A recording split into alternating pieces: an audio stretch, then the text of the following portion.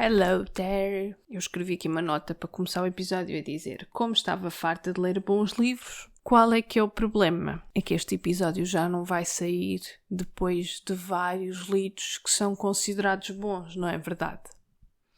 Mas, na ordem que eu os li, eu li vários bons livros seguidos e depois decidi em ler este, que tanto quanto sabia antes de o começar a ler, era um romance erótico. E por isso prometia ser divertido e a verdade é que comecei a sentir a alegria de ler um mau livro logo na primeira página. Começa a cena num funeral, o que me levou a pensar em todos os funerais em que já estive presente.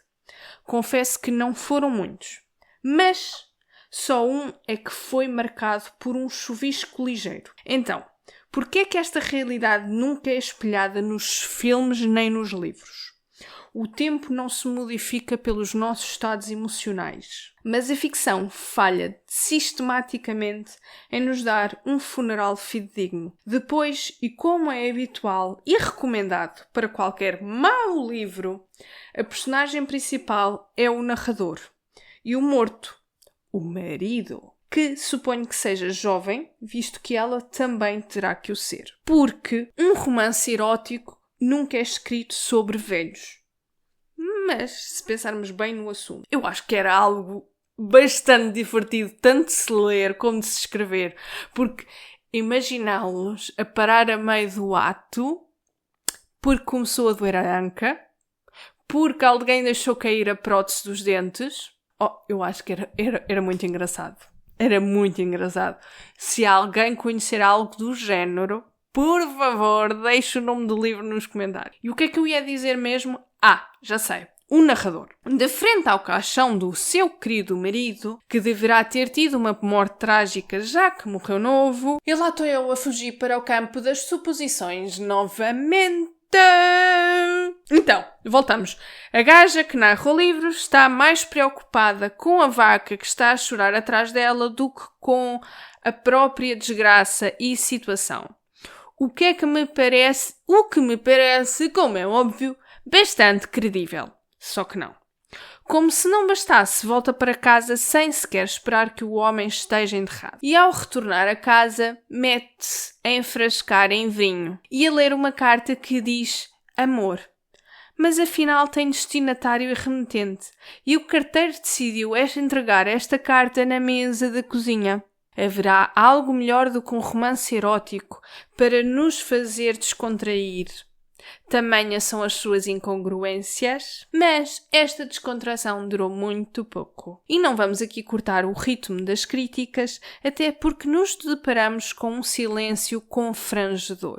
Sim, isto é um erro do livro. Depois temos uma descrição de uma página do tipo que vai lá à casa fazer umas obras relacionadas com chão molhado, if you know what I mean. Quanto tempo esteve ela a olhar para ele antes de lhe dizer bom dia para se conseguir aperceber de toda a indumentária e que a ferramenta de tão pouco uso que tinha estava ferrugenta? Piadas à parte, nesta parte do livro temos outro clichê repetido até a exaustão. O homem habilidoso que anda com a caixa de ferramentas, como um martelo, uma chave de fendas e uma chave inglesa ou chave de grifos or whatever, e resolve qualquer coisa.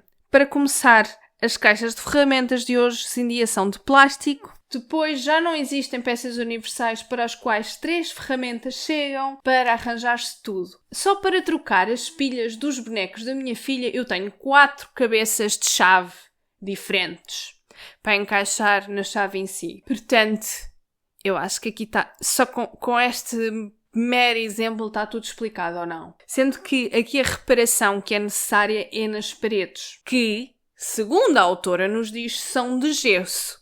E caso ela não saiba, as paredes de gesso, por norma, são consertadas com, nem sabem, colher de pedreiro e talocha. Será que eu sei demasiado sobre manutenção para ler romances eróticos? Talvez seja esse aqui o problema. Mas deixo aqui esta questão para vocês responderem e façam-no enquanto leio a seguinte citação. Tenho uma personalidade demasiado reservada para viver próximas de pessoas com as quais não faço sexo. O que me levou a questionar: se ela tiver filhos, vai dá-los para adoção ou vai fornicar com eles?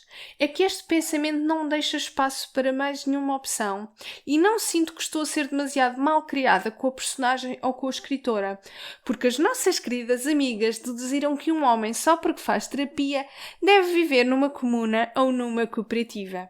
O que, para além de errado e presunçoso, é também preconceituoso, pelo que posso deduzir que as duas são umas grandes putas e não estou a fugir à mesma linha de raciocínio, não é verdade? Quando comecei a ler o que vinha a seguir, ri-me como se fosse uma chaleira com água a ferver dentro.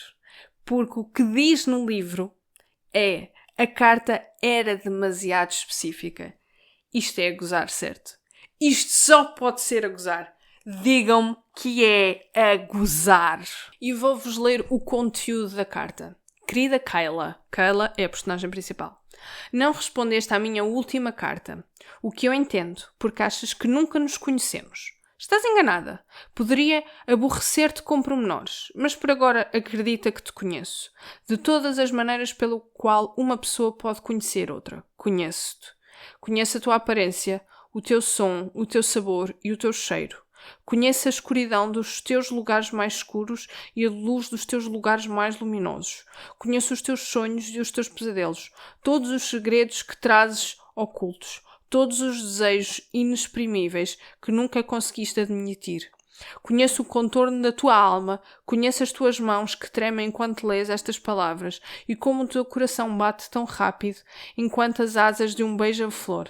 Sei que queres rasgar esta carta e também sei que não a queres rasgar. Preciso tanto de te tocar. Preciso tanto de ouvir a tua voz. Não posso, claro, porque estou aqui e tu estás aí. Mas a distância não faz a saudade desaparecer. Ainda consigo sentir o sabor da tua pele. Dante. E assim, digam-me lá uma coisa. Isto não é a cena mais random e que pode ser dito a qualquer pessoa por qualquer pessoa. Não está aqui escrito uma única coisa específica sobre a Kayla. Não diz se ela tem o cabelo castanho, se tem rugas, se não tem, se tem sardas. Não há aqui nenhuma história contada que seja incomum para a Kayla, ao ler a carta, dizer: é tão específica. Como assim é tão específica? O ChatGPT escrevia esta carta se eu chegasse lá e escreve uma carta para uma pessoa que eu não conheço lá nenhum, mas quero foder. Dava, ele escrevia esta carta na boa. Sem te conhecer lá nenhum e sem eu dizer absolutamente nada sobre ti, nem sobre eu dizer quais é que são os meus sexos. Se eu sou feminino e tu és masculino. Tipo, isto é a cena mais inespecífica de sempre. Mais abrangente de sempre. Parece tipo parece uma carta que eu recebi no 12º ano, que eu sinceramente acho que era a gozar comigo e a querer que acabar o meu namoro com o meu atual marido, porque sim, nós namoramos há muito tempo, em que dizia que eu gosto muito de ti, eu li todos os teus livros, quando passas por mim eu sinto o teu cheiro no corredor. Sim, meu amor, sentes o meu cheiro a sovaco e gostas. Não há nada mais inespecífico do que essa carta que tu me escreveste. E depois disto, a nossa personagem, Kayla, decide que é um cão e cheira a carta. E, como é óbvio, ela vai tentar encontrar a pessoa que lhe escreveu a carta farejando as redondezas, igualzinha a uma cadela. Agora, não sei o que é que me surpreende mais, o facto do papel ter cheiro ou o que está escrito no livro, que é um cheiro a terra almiscarado como o odor de um homem. Homem meu que cheirasse assim, nem em casa entrava. Tinha que tomar banho na rua. Mas aqui temos que trazer uma questão social para cima da mesa. Nos States não tomam banho todos os dias. Muitas vezes só uma vez por semana, como faziam os nossos avós, antes de terem água canalizada e terem que fazer uma viagem com uma bilha à cabeça para irem buscar água para tomar banho à fonte. Resumo do que eu quero dizer, os americanos são os porcos do caralho. Tá? Ainda por cima, nem é por necessidade. Estamos no século XXI e toda a gente tem água em casa. Se eles não tomam banho, é como aquela música das criancinhas que é: o sapo não lava o pé, não lava porque não quer. Ele mora logo na lagoa, não lava o pé porque não quer, mas que chulé! Sim, são americanos. Pronto, voltando ao livro.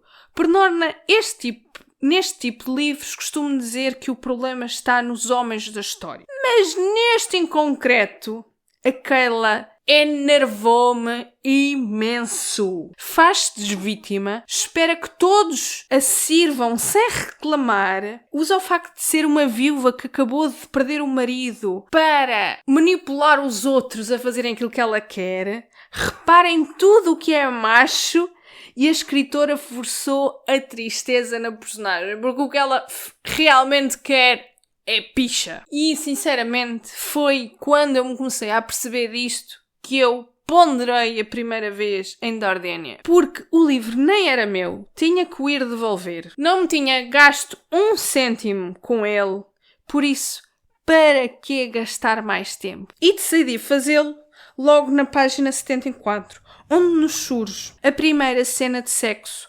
forçada e metida a martelo. Se ali... Sim, eu li. E digo-vos já que ele veio-se antes de qualquer coisa. Ele estava tipo a mamar nas tetas dela, que eu não percebo qual é que é a cena, mas tudo bem. E depois também temos aquele clichêzinho, como é óbvio, de que ela não gosta de fazer sexo com luz porque tem muita vergonha do corpo. Mas é óbvio que eles são os dois estruturalmente deuses gregos e ele vem-se tipo bués vezes seguidas e uma delas é antes, logo nos preliminares. Foda-se, não sei falar. Ele vem-se logo nos foda-se. Ele vem-se, ainda não tinha entrado dentro dela 1 segundo que fosse, e vem-se para cima dela e ela diz: foi uma visão incrível ver aquela meitazinha branca a vir em direção a mim com os pelos públicos à volta, tão lindo! Menos. Eu dei DNF, certo, mas eu fiquei por aqui. Não. Eu decidi ir ler o fim para desvendar o que estava no meio. Então, o que é que eu descobri? O que é que acontece? O livro dá-nos a entender que ela é viúva e que conheceu este gajo novo, que é o Aidan, certo? Só que como todos os livros deste género são notados pela sua falta de sentido, falta de lógica e desinteresse total do autor em lhe dar algo que nós chamamos coesão. Não sei se é coesão a palavra correta, mas é aquilo que eu disse anteriormente, lógica e sentido. Pronto, continuando. Como é sabido, estes livros deste género, dark romance, coisas eróticas que o foco é o sexo e nada mais. Eu também, assim, eu só li uma cena, não sei, as outras podiam ser melhores. Não tenho a certeza que tenham sido, mas se vocês gostarem muito, leiam e depois digam-me o que é que acharam. De qualquer forma, o que é que eu ia dizer? Eu estava a dizer que estes livros são amplamente conhecidos pelos escritores serem extremamente dotados relativamente à forma como escrevem a história, tendo sempre por base a certeza de que querem criar algo que faça sentido, que seja coeso, sem incoerências. Então, o que é que acontece na história? A moça começa como viúva, lá pelo meio conhece o Aidan, lá pelo meio não tem a certeza se a realidade é efetivamente aquela que é contada ou não. E no fim do livro descobrimos que tudo o que lemos anteriormente foi uma ilusão. Porque o que acontece é, ela não é viúva quando conhece o Aidan, é casada, tem uma história muito romântica com ele enquanto é casada. Ele pede-lhe para ela divorciar-se, ela divorcia-se e o ex-marido mata os dois. E porquê é que eu acho que a autora escreveu isto de outra maneira, que é dizer-nos que ela inicialmente é viúva e que conheceu o outro como solteirinha da vida dela, para nós ganharmos empatia com estas duas personagens que são os traidores e ficarmos a odiar o traído. Se uma traição justifica a morte, não.